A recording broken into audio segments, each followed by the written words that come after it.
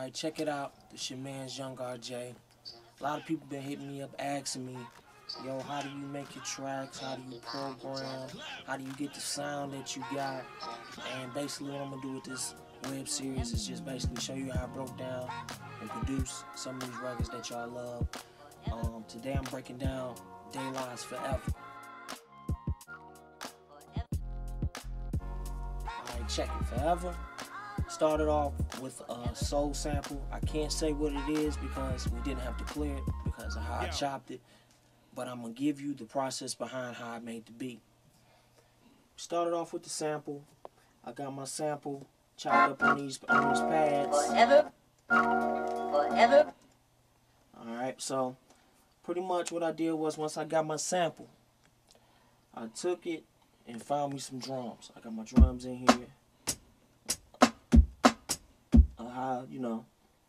And basically what I did was I started off with my hi-hat. I did it at 90.7. The reason why I did it at 90.7 was so I can get my the swing of my track to loop right. A lot of people do their stuff in like 90. They do it at even numbers. I do mine at 90.7, 0.3, or 92.5.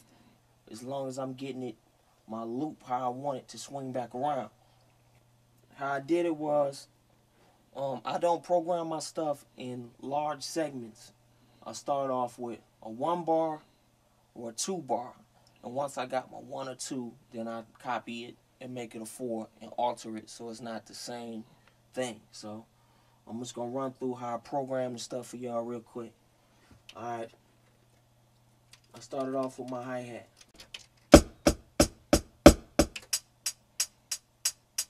Alright, so I got my hi-hat how I want it.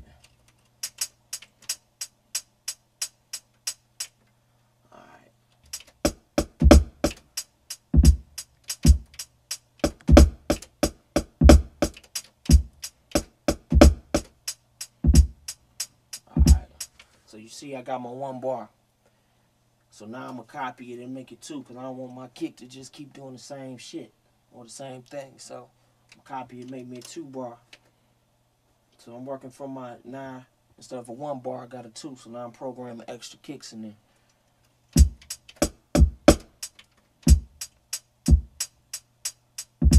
Alright. So you see I got the boom from the 1 bar. I got to get my swing right. Now I added in my extra kick on the front to give it a swing to it.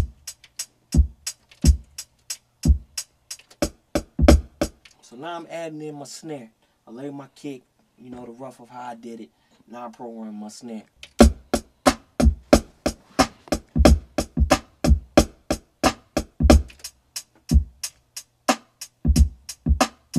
Alright, so now I got like a live, loose feel to it.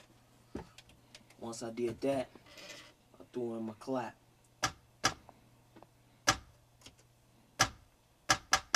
Just a mock to throw it in there. Alright.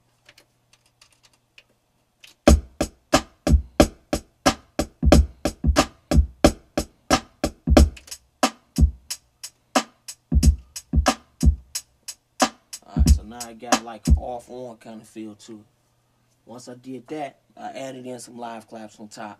For time's sake, I ain't gonna, do it, but I use a Neumann mic, different compressors. I use about 2 or 3 compressors on it, so I can compress my claps at different ratios and attacks and decays. So once I did that, I threw it in. So now I got the session here. Okay, so now this is pretty much the drum track.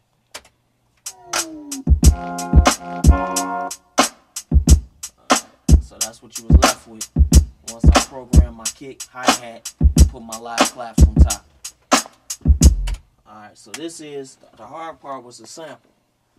I chopped up a lot of different pieces to make that phrase. That's why we didn't have to clear it. So. Almost. Forever.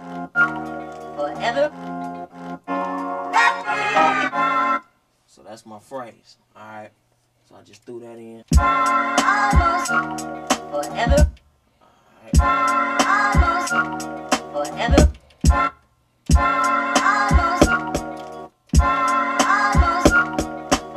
So I programmed that in there. I felt like it was getting monotonous. So I changed it and made it an 8 bar. So now it went from the 1 to the 2 to the 4 bar, which is what we're working on now. Then I changed it to an 8 bar. And the reason it's an 8 bar is because I did, instead of programming it as a 4/4, I programmed it as a 2/4. So the reason why I program it in 2/4 is so that way I can get my, when you're working with, without quantizing, sometimes it's hard to get everything, the feel of how you're trying to do it in a 4/4 for myself. So I programmed it in 2/4. So now I'm about to copy my 2/4 pattern, which is a 4 now, into an 8. So, and I'm going to finish my phrase of the sample. I'm going to finish my phrase. Almost forever.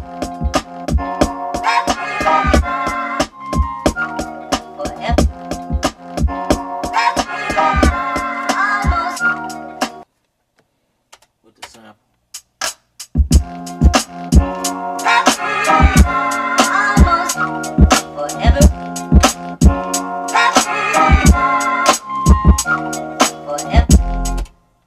So what I did was pretty much, once I got my sample, 9 times out of 10 I'm gonna use the move. I got 2 different moves. I used the Voyager on this one. So I picked my bass sound, filtered it all the way down to take the, so it don't sound like zap, and just give me a nice solid sine sound. So I just pretty much made my sound. Played the bass line out. So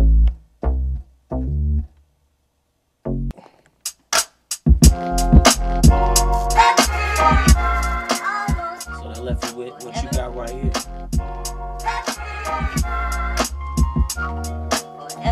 And then I brought in Craig, which is the guy I use sometimes to play keys, because I can play, but I'm better as a sequencer versus doing live all the way down. And Craig is good with doing live all the way down. So we added in the live rolls.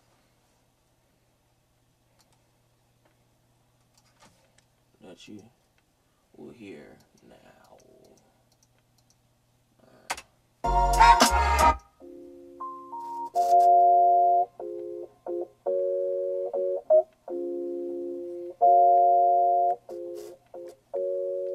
Reason why I added the rolls was so I can add in my frequencies, fill in my frequencies, so the beat wouldn't sound hollow.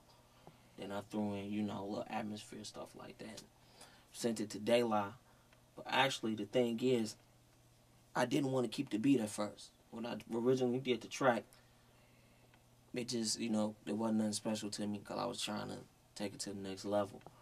So Craig actually convinced me when he was in the studio to dump the beat, because I was actually had my finger on the power button to turn it off. Luckily, Craig came to the studio and convinced me to keep it. I sent it to De La. They went crazy. They did their verses, knocked it out, and that's how Forever was done.